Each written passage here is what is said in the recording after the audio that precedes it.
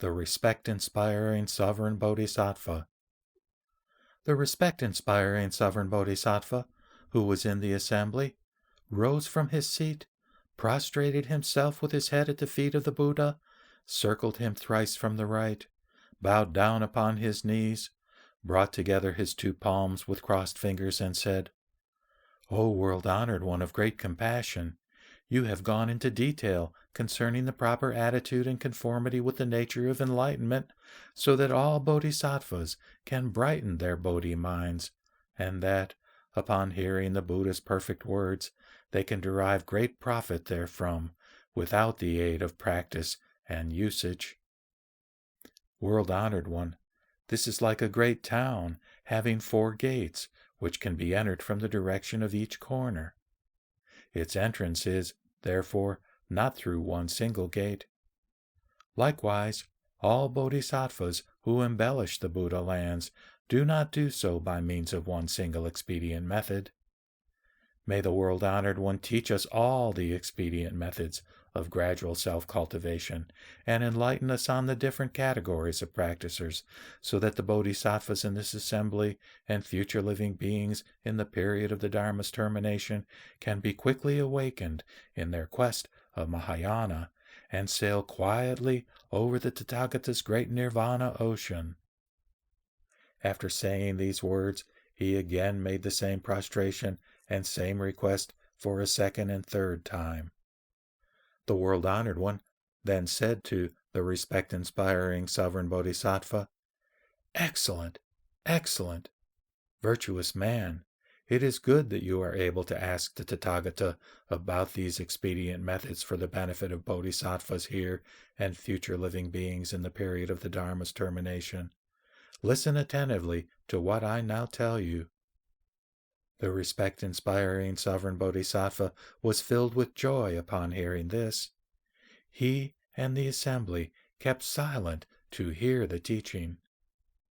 The Buddha said, "Virtuous man, the supreme wonderful enlightenment which pervades all the 10 directions of space and begets all Tathagatas is of the same substance as all things, or Dharma, and is one as regards all practices and conducts. Although accordant expedients are boundless, there are 3 which, by exercising a perfect influence over people of various potentialities, are suitable for all different natures. Virtuous man, if bodhisattvas, after awakening to the pure nature of complete enlightenment, use this pure bodhi mind to concentrate on stillness, they will succeed in stopping all thoughts and in exposing the agitating consciousness. With the appearing wisdom begotten by stillness, both body and mind, which are like foreign dust, will vanish forever. Inwardly, they will feel at ease, because they will experience a lightness of body and mind in this state of stillness, wherein appear the minds of all Tathagatas in the 10 directions of space, like reflections in a mirror. This expedient is called samatha. Virtuous man, if, after awakening to the pure nature of complete enlightenment, the bodhisattvas use this pure bodhi mind to understand that all consciousnesses, as well as sense organs and sense data, are but illusions and transformations, they will give rise to all kinds of illusory wisdom to eradicate illusory basic ignorance. While transforming illusions, they convert illusory beings. By giving rise to illusory wisdoms, they feel at ease inwardly, because they experience a lightness of body and mind in their great compassion.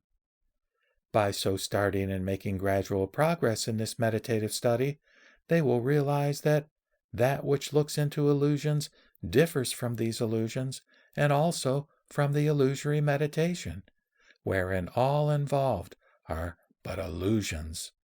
Thus, all illusions are permanently kept away. Thus, these bodhisattvas bring their meditation to perfection, like the ground from which the sprout springs up. This expedient is called samapatti. Virtuous man, if, after awakening to the pure nature of complete enlightenment, These bodhisattvas in the use of this pure bodhi mind grasp neither illusions and transformations nor all states of stillness.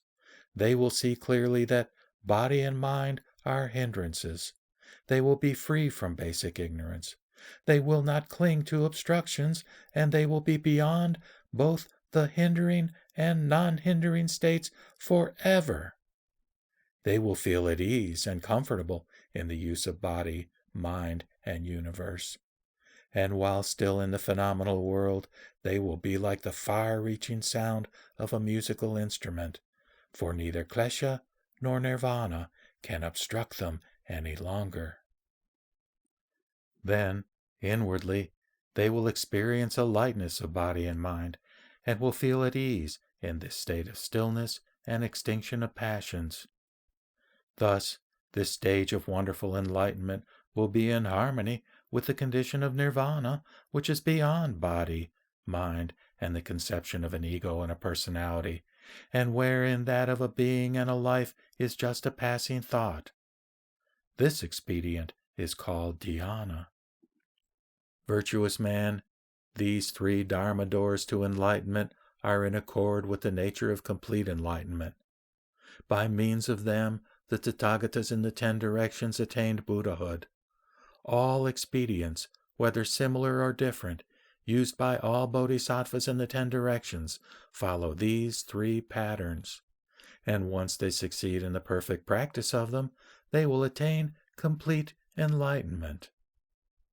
Virtuous man, if a man in his practice of the holy Tao teaches, converts, and succeeds in guiding hundreds, thousands, tens of thousands, and hundreds of thousands of people to attain arhatship and pratyeka Buddhahood, he cannot be compared with another man who, upon hearing about this unhindered Dharma door to complete enlightenment, follows and practices it in an instant. To repeat his instruction, the world-honored one read the following gatha. Respect-inspiring, you should know that the unsurpassed mind of Bodhi is non-dual in its reality. As to expedient methods, without limit is their number. In the Tathagata's teaching, there are 3 categories. Stillness experienced in samatha is like reflections in a mirror. The illusion, like samadhi, is a shoot that gradually grows. Dhyana is still and passionless as the sound of instrumental music. These 3 profound Dharma doors with full enlightenment accord. The Tathagatas everywhere and the great Bodhisattvas practice them for Buddhahood. Perfection in these 3 is called final nirvana.